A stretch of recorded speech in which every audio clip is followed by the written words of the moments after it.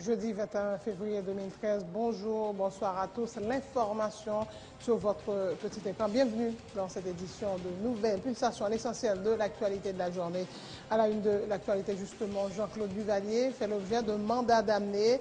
La Cour d'appel ordonne que l'ex-dictateur soit amené pour être entendu à la prochaine audience fixée le 28 février prochain, a déclaré le juge Jean-Joseph Lebrun.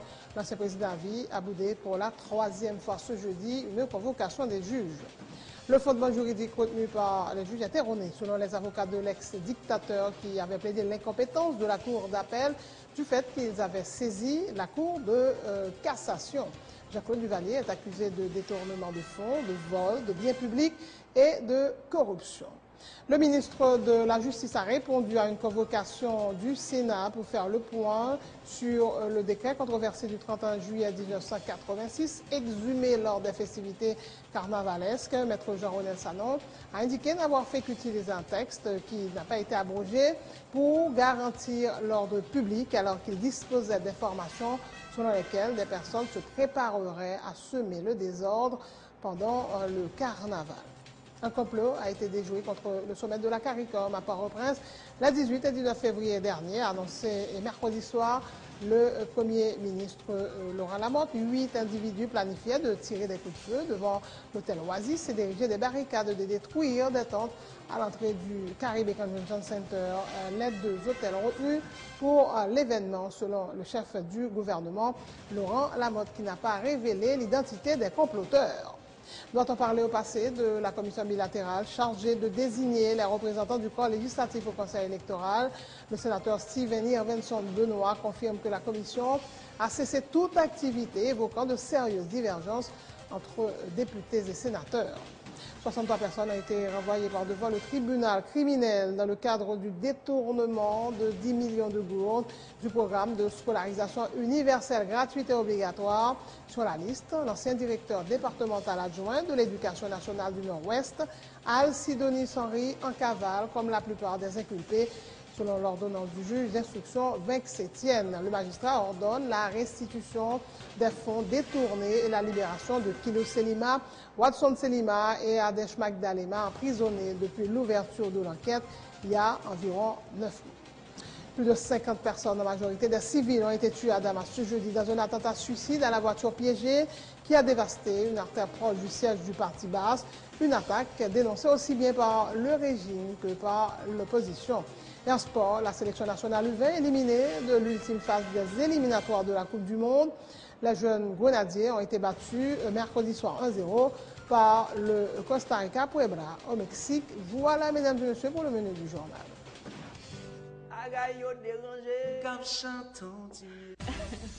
Musique, info, zin, potin, gag, blague. Aujourd'hui, c'est le jour Ganonzin. Allô? Mr. M.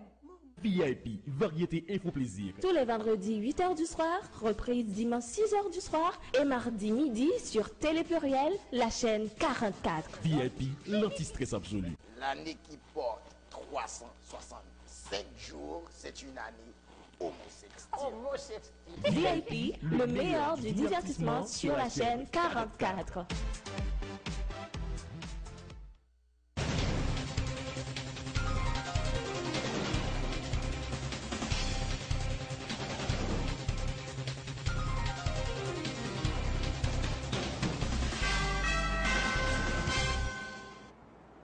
Ouverture de ce journal, la Cour d'appel ordonne que l'ex-dictateur Jean-Claude Duvalier soit amené pour être entendu à la prochaine audience fixée le 28 février prochain, dans 8 jours donc.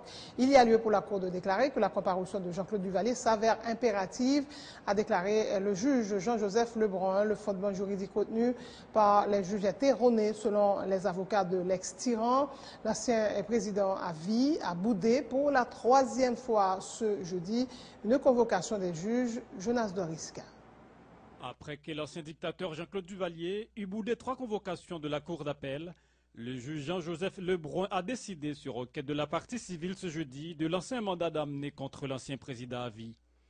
Baby Dog doit être amené en état à la Cour d'appel lors de la prochaine séance d'audition, indique le président de la Cour d'appel, maître Jean-Joseph Lebrun. Attendu que appelle les dispositions de l'article 423 du CPC, APR, de PERT. Le pouvoir en cassation n'est pas suspensif et que tout pouvoir en cassation sera exercé après le jugement définitif en matière des ordonnances d'appel de juge d'instruction, APR, les dispositions de l'article 323 du Code d'instruction criminelle sur la non-comparution de l'inculpé Jean-Claude Duvalier. Attendu que la Cour est liée par ses décisions et qu'en siégeant dans le cadre des appels des ordonnances de juge d'instruction, la Cour fait office de juge d'instruction. Attendu qu'il y a lieu pour la Cour de déclarer que la comparution de l'inculpé Jean-Claude Duvalier s'avère impérative, qu'il convient donc d'ordonner qu'il soit amené pour être entendu par la Cour, conformément aux dispositions de l'article 77 du CIC. Une décision chaudement applaudie par le Conseil de la partie civile.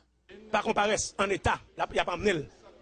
On va amener Duvalier au tribunal. Ça veut dire que la police vient avec là, c'est le ministère public qui prend, qui dégage pour une police là. Déjà, il est joué en prison 3 jours avant le coup d'appel là, statut jeudi, il vient là. Ça veut dire ça, c'est le cas, c'est pas comparé. Ça veut dire qu'il n'y a pas amené, il y a pas de force. Mais c'est le bon droit.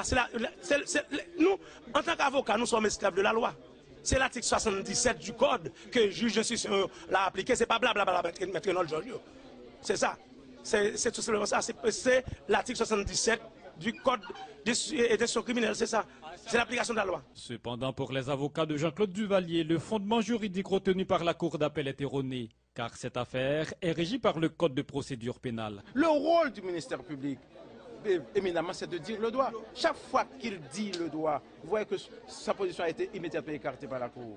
Par quelle influence extérieure, influence externe, nous l'ignorons, mais nous savons pertinemment que là, ce que nous faisons là, la précision des règles de droit n'a pas été respectée. Vous voyez que la Cour a été puisée l'article 423 du Code de procédure civile qui n'a rien à voir avec les appels pénaux.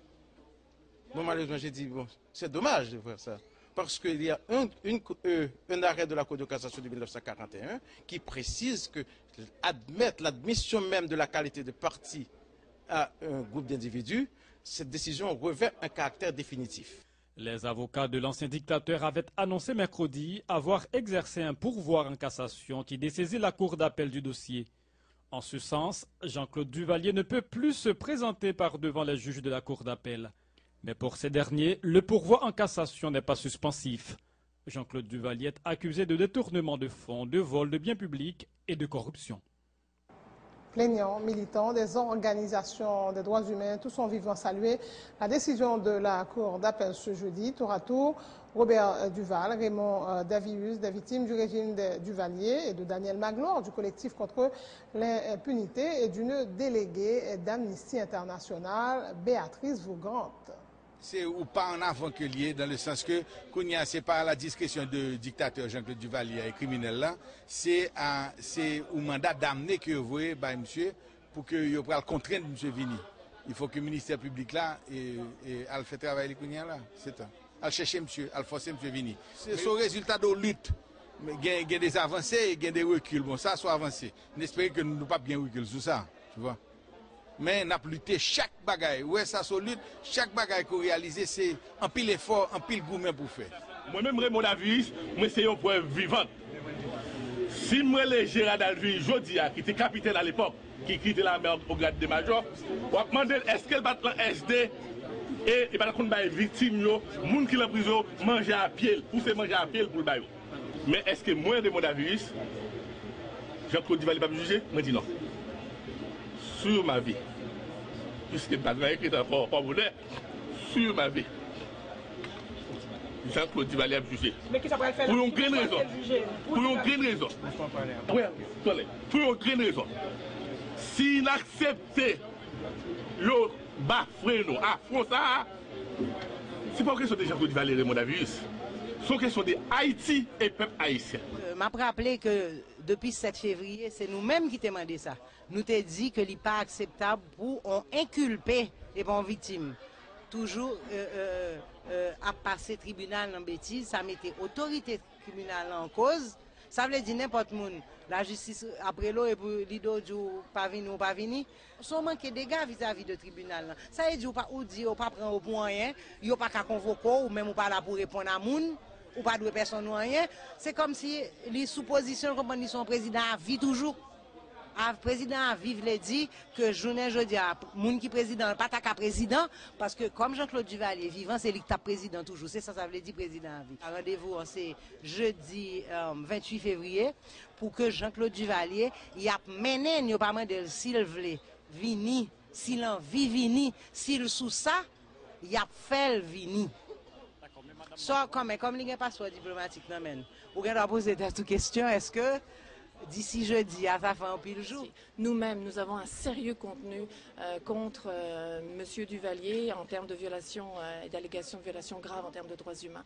Aujourd'hui, c'est une petite étape, mais c'est important que M. Duvalier soit présent. Et donc, ce mandat d'amener est important comme prise de décision de la Cour d'appel pour dire oui, il nous faut, c'est impératif, il nous faut M. Duvalier en cours. Le ministre de la Justice et de la Sécurité publique a répondu ce jeudi à une convocation du Sénat de la République pour faire le point sur le décret controversé du 31 juillet 1986 ressuscité lors des festivités carnavalesques. Le ministre Jean-René Sanon a expliqué au père conscrit que le décret en question est toujours d'application puisqu'il n'a pas été abrogé. Je n'ai fait qu'utiliser un texte qui n'a pas été abrogé pour garantir l'ordre public, a dit maître Sanon, qui a affirmé devant le Sénat avoir eu des informations selon lesquelles des individus se préparaient à semer le désordre pendant le carnaval.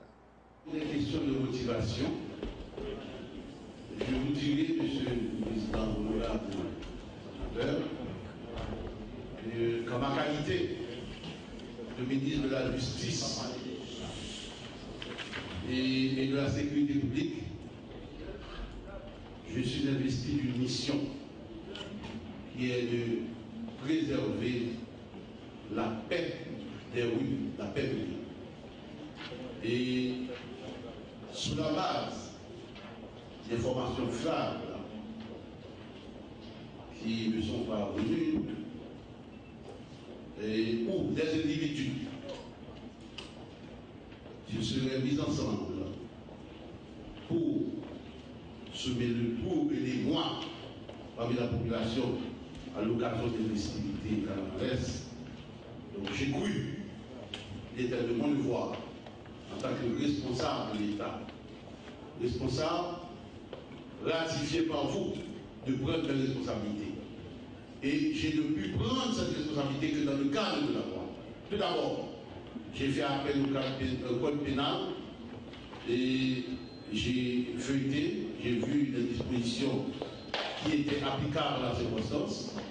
J'ai été au décret de loi sur la presse et, vous me pardonnez, si j'ai pu faire référence à ce décret de la presse, parce que en quelque part il y a un travail qui n'a pas été fait, parce que c'est un texte qui est debout, le texte n'a pas été abrogé, et j'ai suivi à travers la presse le débat où l'on parle d'obsolétisme du texte de loi. On ne peut pas parler d'obsolétisme du texte de loi. Le texte de loi peut se trouver dans les tiroirs, mais le texte est là, il est debout. On peut l'appliquer à n'importe quel instant. Il appartient à vous, honorables sénateurs, à vous, honorables députés, de prendre vos responsabilités, d'abroger le texte de loi en vertu des pouvoirs qui vous sont conférés par la loi. Moi, j'ai violé aucune loi. D'ailleurs, je ne fais que rappeler ce qui existe et ce qui existait encore. C'est comme si j'ai parlé d'Exode 20 qui existe dans la Bible. Je n'ai pas inventé l'Exode 20. Je n'ai pas inventé l'Exode 14 non plus. Donc ce sont des textes qui existent, je ne fais qu'un rappel. Donc je ne vois pas en quoi j'aurais menacé la presse.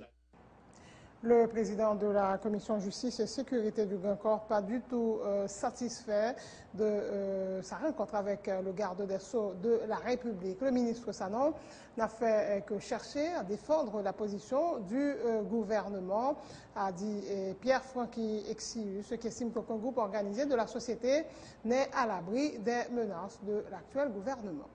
Sincèrement, nous ne sommes pas satisfaits de la rencontre. Et encore une fois, je crois qu'il faut que le Parlement joue comme ça donne. Ça qui vient dans notre presse par rapport à la presse, demain, il y a n'importe quel groupe organisant dans la société. Il y a droit monde, il y a le secteur des femmes, il y a n'importe quel groupe dans la société civile. Par rapport au comportement de M. Sanon, il me d'accord avec elle comme avocat, comme ministre du gouvernement et comme membre pouvoir tête Caléa, c'est normal pour le défendre notre dépresse. Mais on regarde ensemble des journalistes qui sont victimes. On regarde dans le contexte que nous prenons notre ça. Donc moi-même, je crois que le Parlement, nous ne sommes pas tout en phase invité et convoqué. Je dis, je vous garantis, si je possède une majorité de 16 sénateurs, je dis, dans la séance qui va le faire là, je vais demander l'interpellation au ministre Sanon. Bien entendu, comme nous toujours en position, ce n'est pas le ministre Sanon seulement dans le gouvernement qui n'est pas bon.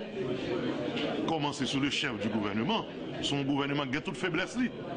Donc si je posséder 16 sénateurs, je crois que je vais convoquer le gouvernement, ça me renvoie à lui.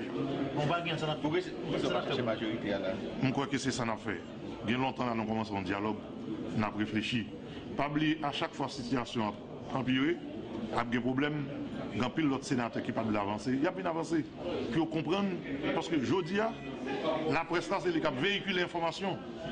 Donc, bon ensemble de problèmes qui passent, pas de réponse à eux-mêmes. Donc, si pas de réponse, on ne peut pas le moins fort le jouer comme ça.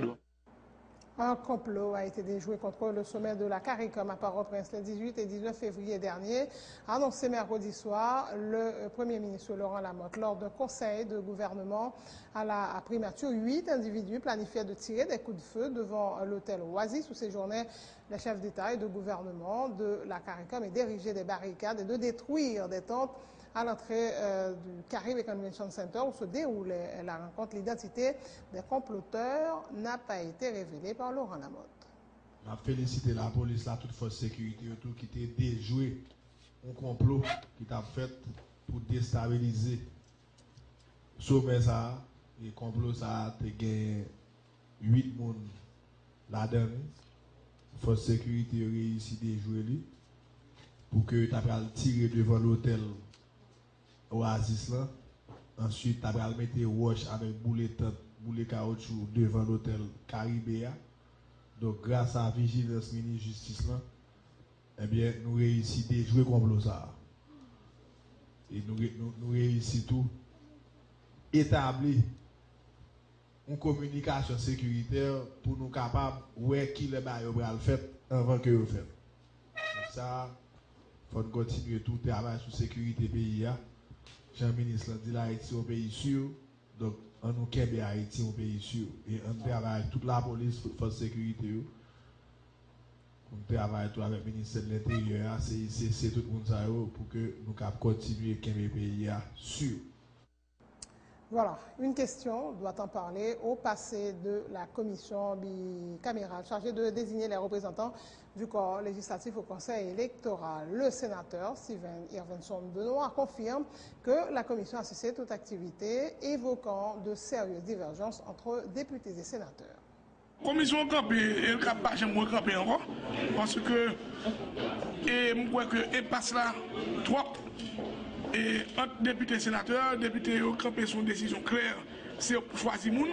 Nous-mêmes sénateurs, à l'unanimité presque, nous avons une position qui était déjà fait partie de négociations qui abouti à accord là, que nous-mêmes nous pas choisir moun, ces sociétés civiles là à partir des groupes organisés, nous captons syndicalistes, la presse, la Légion pour la paix, groupes religieux, et groupes femmes, groupes paysans, c'est moun ça nous dit qui c'est moun organisé société là, qui pour choisir moun. Parce que là où campé, ou député ou sénateur, c'est ou même encore qui candidat ou pas le mettre au monde pas ou pratiquement gros monde qui va le travail pour vous. Donc nous-mêmes nous disons pas d'ailleurs depuis la négociation avec le président Martelly, c'est ça nous proposé dans le document de Balia que nous pas gagner, nous pas proposer monde société civile là.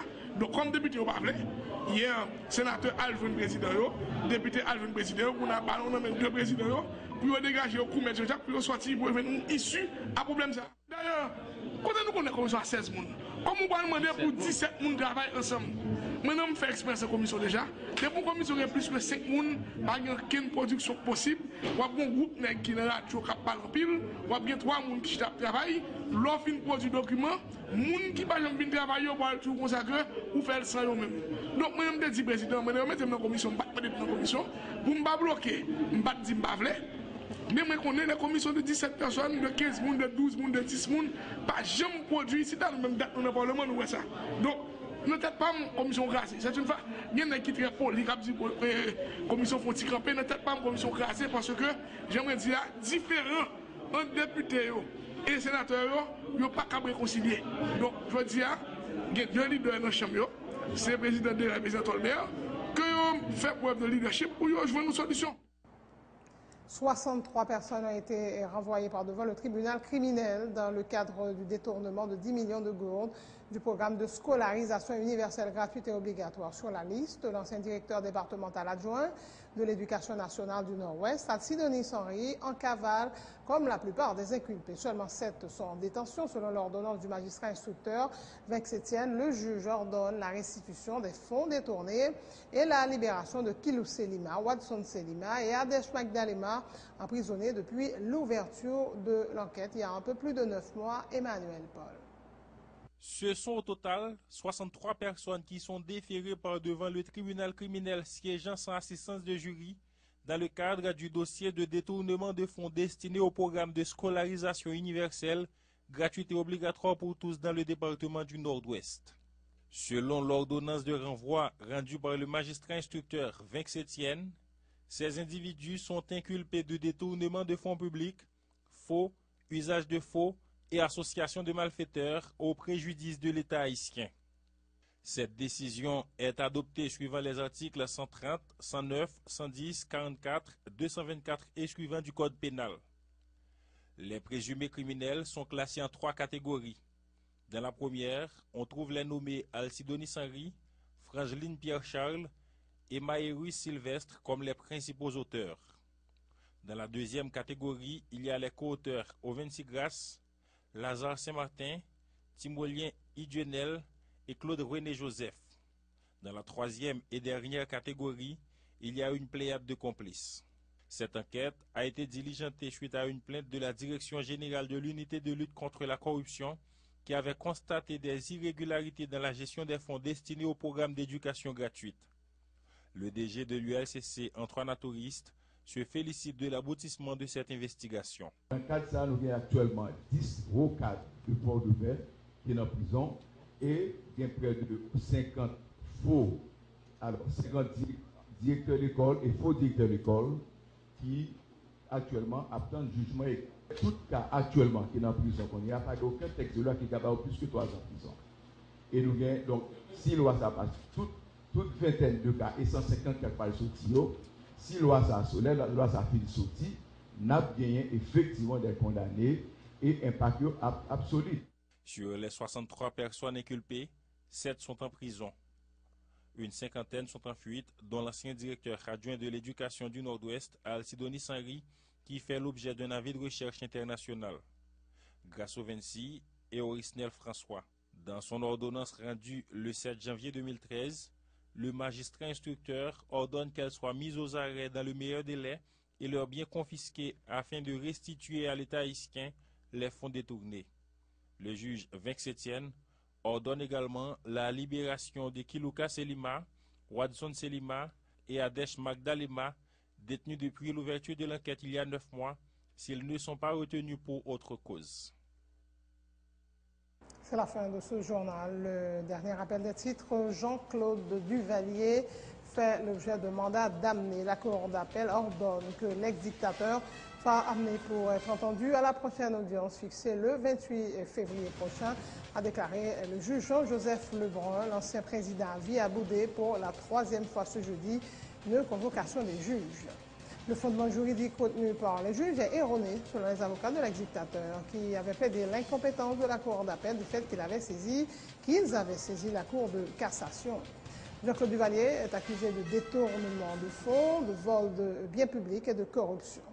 Le ministre de la Justice a répondu à une convocation du Sénat de la République pour faire le point ce jeudi sur le décret controversé du 31 juillet 1986 ressuscité lors des festivités carnavalesques. Maître Jean-Rodel Sanon a indiqué n'avoir fait qu'utiliser un texte qui n'a pas été abrogé pour garantir l'ordre public, alors qu'il disposait d'informations selon lesquelles des individus se préparaient à semer le désordre pendant le carnaval. Un complot a été déjoué contre le sommet de la CARICOM à Port-au-Prince les 18 et 19 février dernier, annoncé mercredi soir le Premier ministre Laurent Lamothe. 8 individus planifiaient de tirer des coups de feu devant l'hôtel Oasis et d'ériger des barricades et de détruire des tentes à l'entrée du Caribbean Convention Center. Les 2 hôtels retenus pour l'événement, selon le chef du gouvernement, Laurent Lamothe, qui n'a pas révélé l'identité des comploteurs.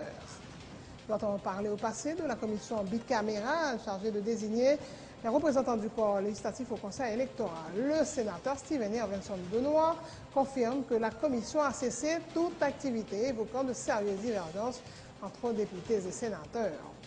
63 personnes ont été renvoyées par devant le tribunal criminel dans le cadre du détournement de 10 millions de gourdes du programme de scolarisation universelle gratuite et obligatoire. Sur la liste, l'ancien directeur départemental adjoint de l'Éducation nationale du Nord-Ouest, Asidonis Henry, en cavale, comme la plupart des inculpés selon l'ordonnance du juge d'instruction Vexetienne.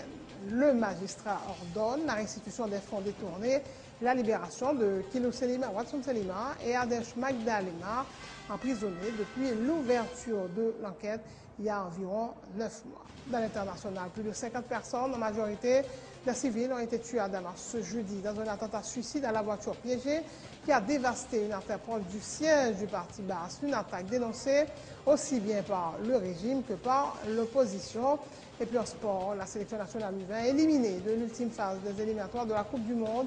Les jeunes grenadiers ont été battus mercredi soir 1-0 par le Costa Rica à Puebla, au Mexique. Merci de votre attention. Excellente suite de programme sur Télé Pluriel.